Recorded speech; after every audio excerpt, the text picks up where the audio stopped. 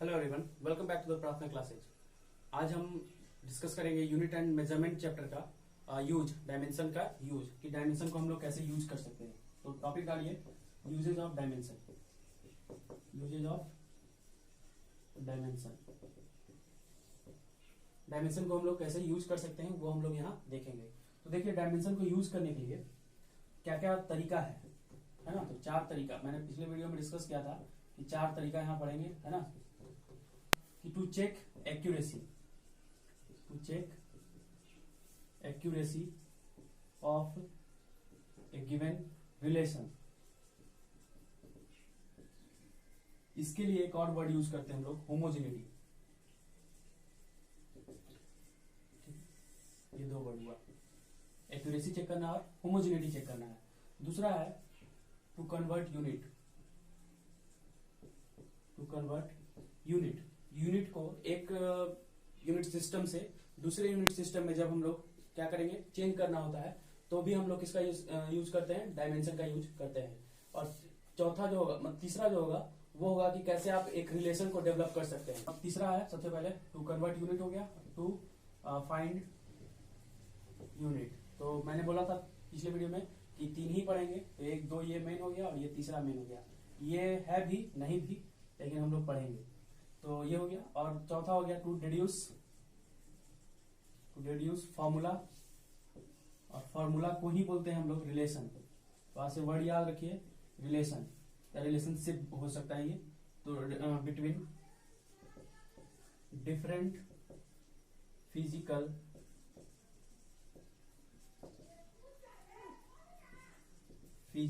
Quantities. तो अलग अलग फिजिकल क्वांटिटी के बीच में क्या क्या रिलेशन है उसको भी हम लोग यहाँ से निकालेंगे। तो एक एक करके देख लेते हैं चारों का यूज। सबसे पहले देखते हैं टू चेक एक्यूरेसी, लिख लीजिए इसको, उसके बाद हम लोग एक एक करके देखते हैं इसको।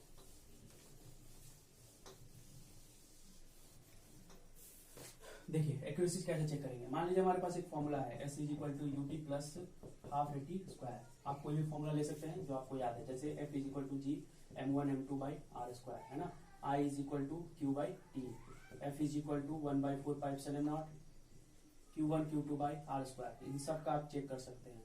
सबका मतलब आपको सिर्फ पता होना चाहिए, G मतलब क्या है, M क्या है, उसके हिसाब से। तो हम लोग यहाँ देखते हैं ये वाला से तो आप वाकिफ होंगे, इसको तो आप लोगों ने देखा होगा क्लास में।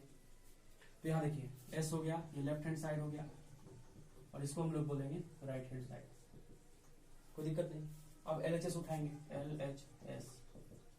LHS में क्या करेंगे, S है, S मतलब डिस्टेंस, ये डिस्टेंस के लिए फॉर्मूला है। तो S डिस्टेंस का क्या हो जाएगा, L, डायमेंशन निकल गया। अब लेंगे RHS में प्लस और माइनस को अलग करते हैं, मल्टीप्लाई और डिवाइड को अलग नहीं करते हैं।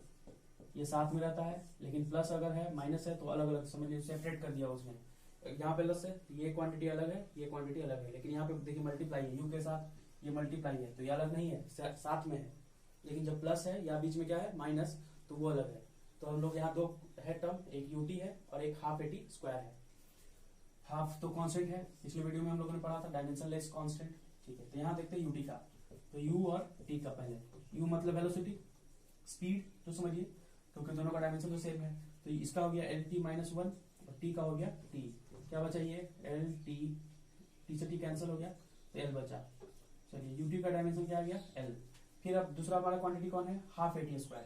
तो हाफ AT स्क्वायर, चल रहे हैं हम लोग RHS में ही अभी, तो हाफ का तो कुछ नहीं होगा, A का बचा। A मतलब एक्सेलरेशन का क्या था, LT - 2 होता था। T स्क्वायर है तो T स्क्वायर हो गया, इससे कैंसिल हो गया, क्या बचा, L। अब RHS में कंक्लूड करेंगे, तो UT था, प्लस में क्या था, हाफ AT स्क्वायर। UT का क्या डायमेंशन आया था, L, हाफ AT का क्या आया, L। अब L और L ऐड करेंगे तो 2L नहीं आएगा, क्योंकि डायमेंशन में ऐड ऐसे नहीं होता है। डायमेंशन में मतलब सिर्फ जैसे मीटर पर सेकंड है तो ऐड होकर वही आएगा, तो इसी तरह L भी वही आ गया। तो अब देखिए यहाँ से मिलाइए, LHS में भी क्या था, LHS में भी L था, RHS में भी क्या आ गया, L आ गया, है ना। तो इसका मतलब L और L डायमेंशनली जो है ये सही है। मतलब ये जो रिलेशन है, रिलेशन मतलब क्या बताया था मैंने, फॉर्मूला, ये फॉर्मूला आपका सही है। क्यों, क्योंकि दोनों का डायमेंशन जो है LHS और RHS का सेम आ गया। अगर नहीं आता, अगर ये फिजिकल क्वांटिटी का डायमेंशन नहीं आता, तो हम कहते हैं ये फॉर्मूला गलत है, एक्यूरेट नहीं है, होमोजीनियस नहीं है। हो गया ये। अब देखते हैं अगला, तो इन सब फॉर्मूला से भी आप निकाल सकते हैं LHS और RHS से, ठीक है। तो दूसरा यूज देखते हैं।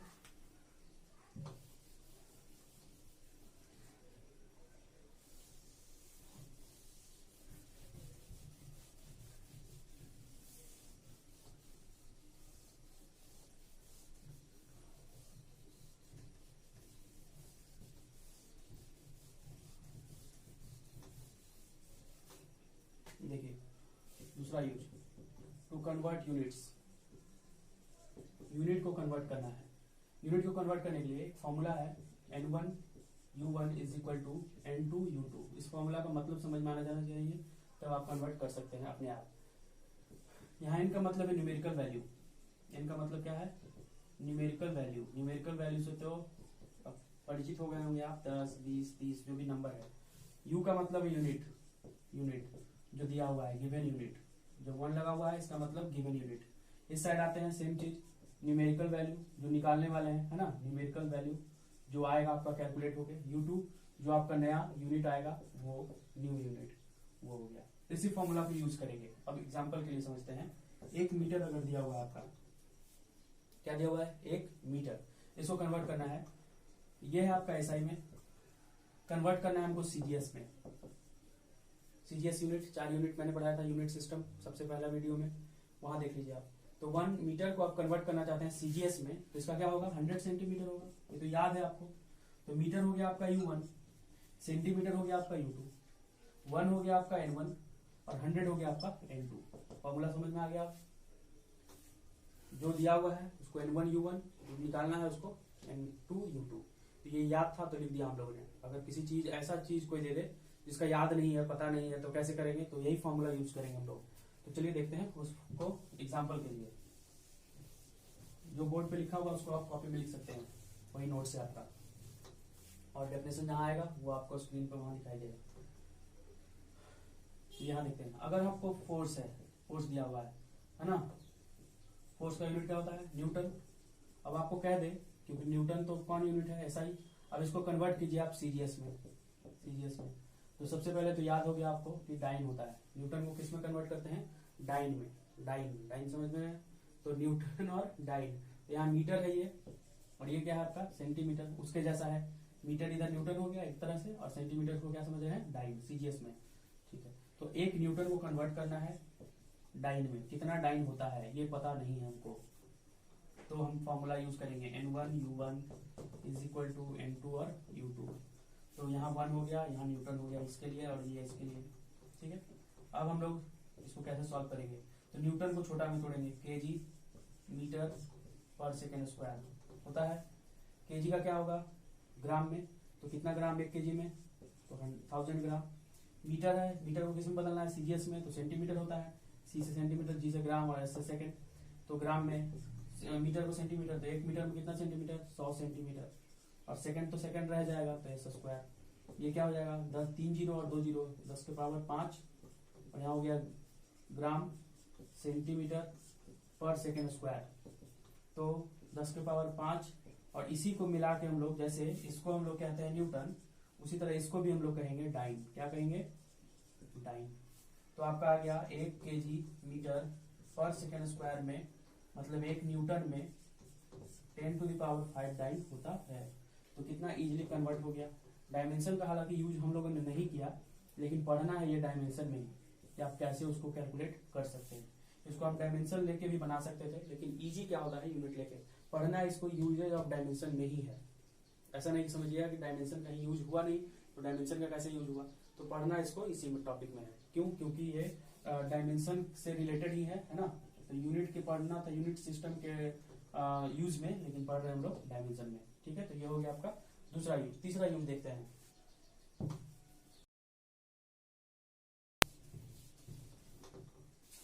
चलिए देखिए तीसरा यूज। तीसरा यूज था टू फाइंड यूनिट। यूनिट अगर पता करना तो ये सिंपल है। क्या है कि मान लीजिए LT-1 है दिया हुआ, तो LT-1 L से क्या हो गया मीटर, ऐसा यूनिट में, और T से हो गया सेकंड। तो सेकंड, या इसको पावर लिखना है अगर तो MS-1, इसको और लिख सकते हैं मीटर पर सेकंड। अगर दिया हुआ LT-2, इसको हम निकाल सकते हैं M, L से मीटर, तो मीटर हो गया लेंथ का, और T से टाइम, तो टाइम का हो गया सेकंड -2। इस तरह से ये किसका होता है, तो ये होता है स्पीड या वेलोसिटी का, स्पीड या वेलोसिटी का। ये किसका होता है, एक्सेलरेशन का। इस तरह से mlt-2 दे दिया, इसका भी आप निकाल सकते हैं। kg होगा m से मास, l से लेंथ तो मीटर, और टाइम से सेकंड तो सेकंड स्क्वायर, kg मीटर पर सेकंड स्क्वायर। ये किसका होता है, फोर्स का। इस तरीके से आप फिजिकल क्वांटिटी भी पता कर सकते हैं और यूनिट भी पता कर सकते हैं। अगला हम देखेंगे कि चौथा यूज, रिलेशनशिप निकालना। ठीक है, उसको हम लोग देखते हैं। चलिए देखिए फोर्थ यूज, टू डिड्यूस मतलब डेराइव। ठीक है, रिलेशनशिप या फिर फॉर्मूला आप कह सकते हैं। नहीं समझ में आया तो फॉर्मूला याद रखिए। देखिए हम लोग किसके लिए निकालेंगे, किसी के लिए भी आप निकाल सकते हैं जिसमें आपको क्वेश्चन में दिया हुआ है। निकलता कैसे है और क्या है, मतलब वो हम लोग यहाँ पहले कहानी देखते हैं। देखिए आपके पास एक पेंडुलम होता है, पेंडुलम आपको पता है, इसको हम लोग बोलते हैं बॉब, जिसका कि कुछ ना कुछ तो मास होता है, भारी होता ही है। ये जो थ्रेड होता है इसको बोलते हैं हम लोग थ्रेड, है ना, ये होता है आपका थ्रेड। इसको हम लोग, इसका लेंथ रहता है यहाँ से यहाँ तक कुछ ना कुछ लेंथ रहता है, एल, स्मॉल एल से लेते हैं, कैपिटल भी ले सकते हैं, स्मॉल एल। अब इसको जब हम स्टार्ट करते हैं तो ये एक बार यहाँ आता है, फिर ये एक बार यहाँ है, फिर ये यहाँ घूम के यहाँ तक आता है, और फिर ये वापस यहाँ तक चलाता है। तो एक बार यहाँ से यहाँ, फिर यहाँ से यहाँ, और फिर यहाँ से यहाँ अपने पोजीशन पे। चलिए मान लीजिए ए से बी गया, बी से फिर कहाँ गया सी, और फिर सी से कहाँ गया ए पे, ए टू बी, बी टू सी, और सी टू फिर ए। ये जो आपका कंप्लीट एक बार अपना डायरेक्शन पूरा कंप्लीट किया, ठीक है, ओरिजिनल पोजीशन से फिर से ओरिजिनल पोजीशन पे आ गया, तो उसी को हम लोग बोलते हैं, जितना टाइम लगा इसको करने में उसको बोलते हैं हम उसका टाइम पीरियड। क्या बोलते हैं, टाइम पीरियड। किसका, पेंडुलम का, time period of pendulum. Figure बना सकते हैं आप। तो इसका जो है फॉर्मूला क्या होगा, टी निकालने का, टाइम पीरियड निकालने का कुछ ना कुछ फॉर्मूला होता होगा। तो वो फॉर्मूला कैसे निकलेगा वो हम लोग यहाँ पे डिराइव करेंगे, किसके मदद से, डायमेंशन की मदद से। अब देखिए इसमें टाइम जो है किस पे डिपेंड कर सकता है। तो एक तो लंबाई इसका होता है, यहाँ पे लंबाई है तो एल पे डिपेंड कर सकता है। एक मास ही है, इसका वजन, उस पर डिपेंड कर सकता है।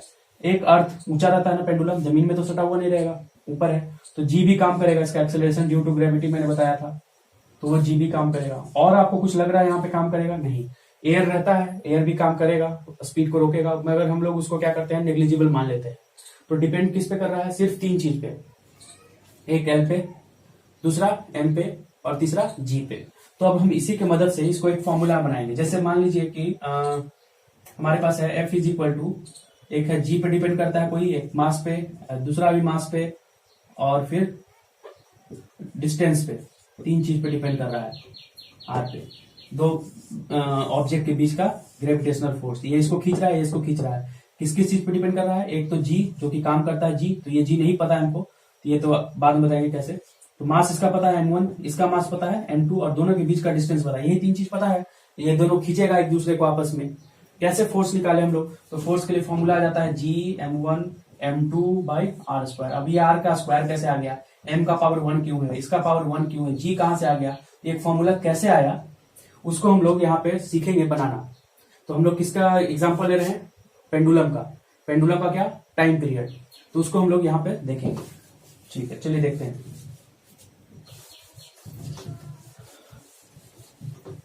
लिखेंगे यहाँ लेट टाइम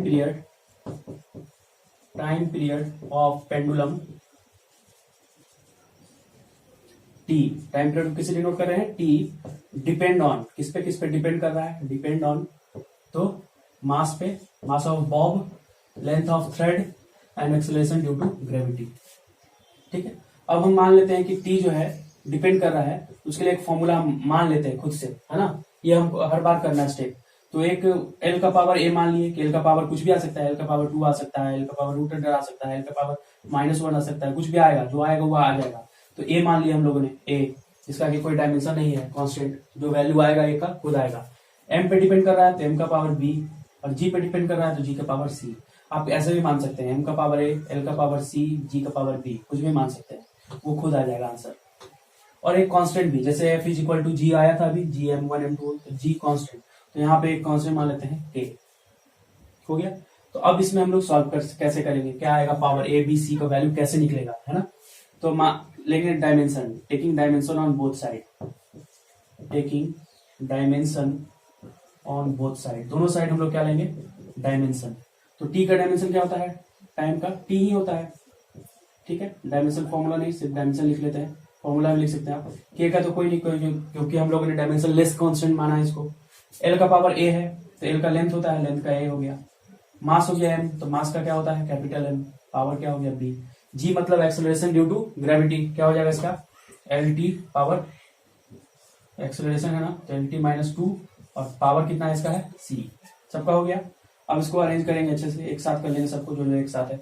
तो यहाँ एम है, एम को पहले लिखते हैं, एम एल टी लिखते हैं, एम एल टी, तो एम का पावर बी नहीं भी लिख सकते आप, कोई दिक्कत नहीं है।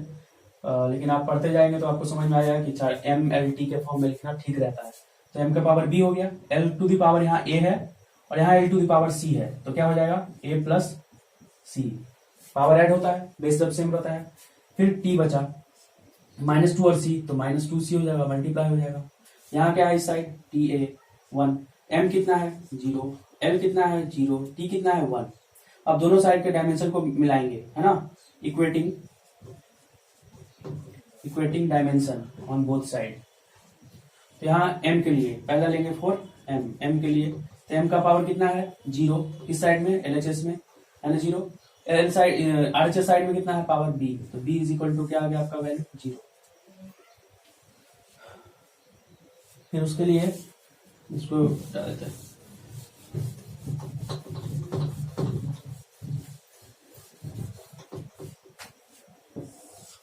उसके लिए फिर लेंगे एल का 4 एल, एल का भी यहाँ पे 0 है एलएचएस में, आरएचएस में क्या है ए प्लस सी, यहाँ लिखेंगे ए प्लस सी। ए और सी दोनों में से किसी का वैल्यू अभी तक नहीं आया तो उसको एज इट इज छोड़ेंगे। टी का पावर 1 है तो 4 टी इस बार लेंगे।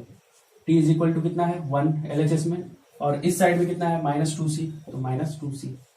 अब क्या करेंगे, c का वैल्यू तो आ जाएगा 1/2 माइनस में, माइनस इधर आएगा। अब c के वैल्यू को इसमें पुट कर सकते हैं ना, ताकि a का वैल्यू हमारा आ जाए।